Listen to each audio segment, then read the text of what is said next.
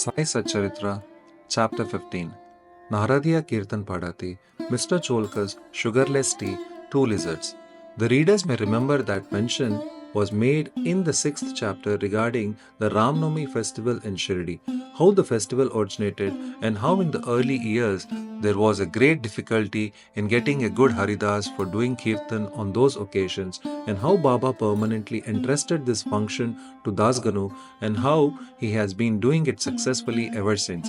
Now, in this chapter, we shall describe the manner in which Dasganu has been doing the Kirtan, Naradiya Kirtan Paddhati. Generally, our Haridas, while doing the Kirtan, wear a gala and full dress. They put on a headdress, either a pita or a turban, a long flowing coat with a shirt inside, and uparani on the shoulders, and the usual long dhotar from the waist below. After dressing himself in this fashion for some kirtan in the Shirdi village, Dasganu once went to Baba for prostrating before him. Baba asked him, "Well, bridegroom, where are you going dressed so beautifully like this?" "For doing a kirtan," came the reply. Then Baba said, "Why do you want all this paraphernalia, coat, uparani, and pita, etc.? Lay off all that before me. Why wear them on the body?" Dasganu immediately took them off and placed them at Baba's feet. Henceforth, Dasganu never wore these things while doing the kirtan. He was always bare from the waist upwards. A pair of chiplis was in his hand and a garland around his neck. This is not in consonance with the practice generally followed by all the Haridas, but this is the best and the purest method. The sage Narada, from whom the Kirtan Paddhati originated, wore nothing on his torso and head. He carried a veena in his hand and wandered from place to place, singing the glory of the Lord. Mr. Cholkar's Sugarless Tea. Initially, Baba was known in Pune and Ahmednagar districts, but Nana Sahib Chandorkar, by his word of mouth, and Dasganu, by his splendid kirtans, spread the fame of Baba in the Konkan. In fact, it was Dasganu, may God bless him, who by his beautiful and inimitable kirtans made Baba available to so many people there. The audience who came to hear the kirtans had different tastes. Some liked the erudition of learning of the Haridas, some like gestures, some his singing, some his wit and humor, some his preliminary dissertation of Vedanta, and some his main theme, and so on. But among them, there were very few who, by hearing the Kirtan, get faith and devotion or love for God or saints. The effect of hearing Dasganu's Kirtan on the minds of audience was, however, electric as it were. We give an instance here. Dasganu was once doing his Kirtan and singing the glory of Sai Baba in the Kaupineshwari temple in Thane. Once Mr. Cholkar, a poor man serving as a temporary employee in the civil courts in Thane, was amongst the audience. He heard Dasganu's Kirtan most attentively and was much moved.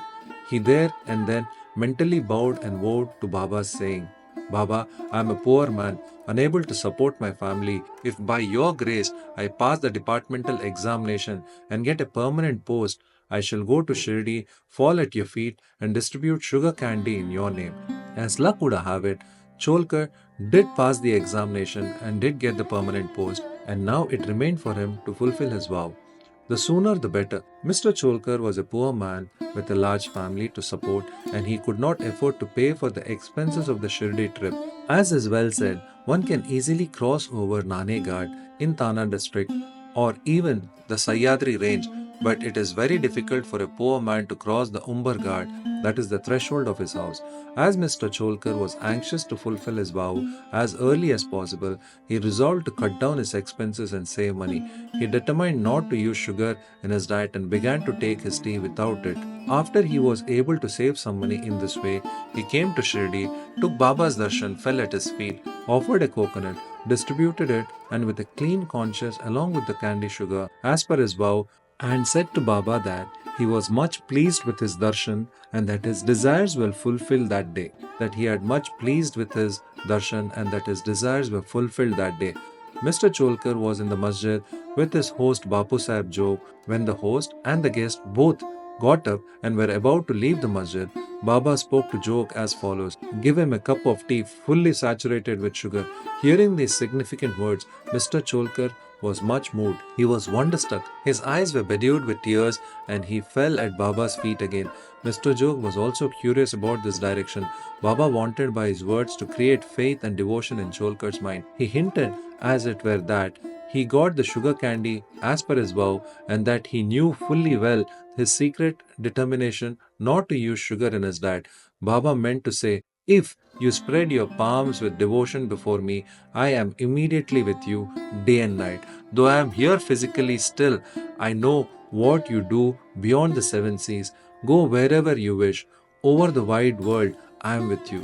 My abode is in your heart and I am within you. Always worship me, who is seated in your hearts as well as in hearts of all beings. Blessed and fortunate indeed is he who knows me thus.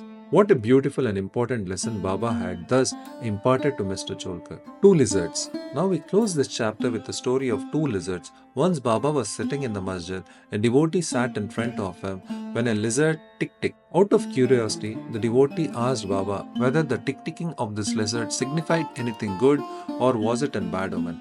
Baba said that the lizard was overjoyed as her sister from Aurangabad was coming to see her. The devotee sat silent, not making out the meaning of Baba's words. Immediately a gentleman from Aurangabad came on horseback to see Baba. He wanted to proceed further, but his horse would not go as it was hungry and wanted grams. He took out a bag of grams from his shoulders and bring grams and dashed it on the ground to remove dirt. A lizard came out from there and in the presence of all climbed up the wall. Baba asked the questioner devotee to mark her well. She at once went strutting to her sister. Both sisters met each other after a long time, kissed and embraced each other, whirled round and danced with love. Where is Shirdi and where is Aurangabad for the lizard? How should the man on horseback come there from Aurangabad with the lizard? And how should Baba make the prophecy of the meeting of the two sisters? All this is really very wonderful and proves the omniscience, the all-knowing nature of Baba. Postscript. He who respectfully reads this chapter or studies it daily will get all his miseries removed by the grace of Sadguru Sai Baba. Hence, bow to Shri Sai, peace be to all. Shri Satchidananda Sadguru Sai Nath Maharaj Ki Jai.